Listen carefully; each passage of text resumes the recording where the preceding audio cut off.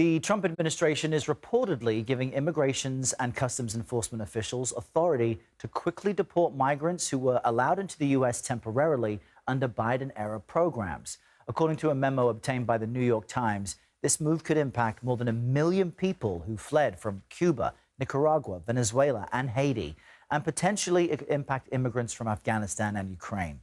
Meantime, as we mentioned earlier, a federal judge temporarily blocked Trump's executive order attempting to end birthright citizenship in the U.S.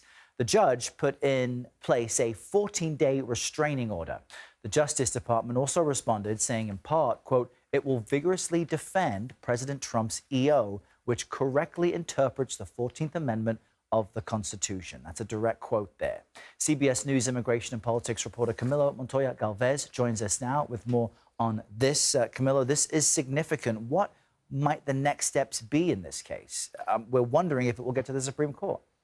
Good morning, Errol. The federal judge in Seattle who denounced this bid by President Trump to upend the longstanding interpretation of the Constitution by trying to deny birthright citizenship to certain children who are born here really delivered an early setback for the Trump administration's immigration agenda, but this will not be the final say in this legal battle under the Trump administration. We know that this ruling, as you underscored, is temporary in nature, and the judge in Seattle still has to adjudicate a request for a more permanent block on this bid by President Trump to upend birthright citizenship. So that case has still to be adjudicated.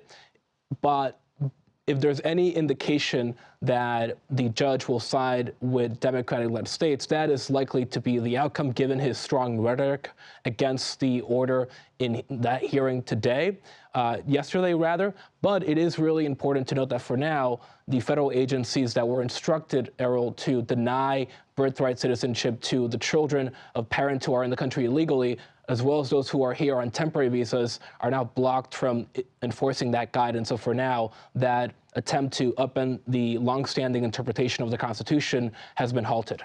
Wow. So what then is the status of the mass deportations Trump has been promising? Where in the country might this be happening? Well, of course, President Donald Trump made this promise of carrying out the largest deportation in American history, a central pillar to his campaign for president. And he is saying that that operation will indeed be carried out. We have seen an uptick, Errol, in ICE enforcement operations across the country, including in cities with so-called sanctuary policies that limit cooperation with federal deportation agents, but they appear to be, for the most part, routine operations, Errol, so far, that target migrants who are in the country illegally, but who also have criminal histories. The big change now here from a policy perspective, Errol, is that ICE agents during these operations can now arrest people who are non-criminals, who are not the targets of these operations, but who are otherwise in the country illegally. So these are known as collateral arrests. They can now happen during these operations. That is a major shift in policy because the Biden administration had generally limited immigration enforcement to serious criminals, national security threats, and people who recently were crossing the U.S.-Mexico border. And finally, ICE can also now go into schools and churches to arrest certain unauthorized immigrants because the Trump administration ended what the Biden administration called a prohibition on arrests in so-called sensitive locations, Errol. All right, a comprehensive review of all that's happening on that front. Camilo Montoya-Galvez, thanks so much. Thank you. And we have this detail for you. ICE confirms its agents conducted a, quote, targeted enforcement operation, end quote, at a worksite in Newark, New Jersey. Surveillance video shows what appears to be federal immigration agents taking a man into custody outside the Ocean Seafood Depot. The owner says agents arrived yesterday unannounced and asked to see documentation of his employees. He tells CBS News New York's Ali Bauman 3 people were taken into custody. They didn't have a court order I didn't even ask. 26 years in business, I've never seen anything like this.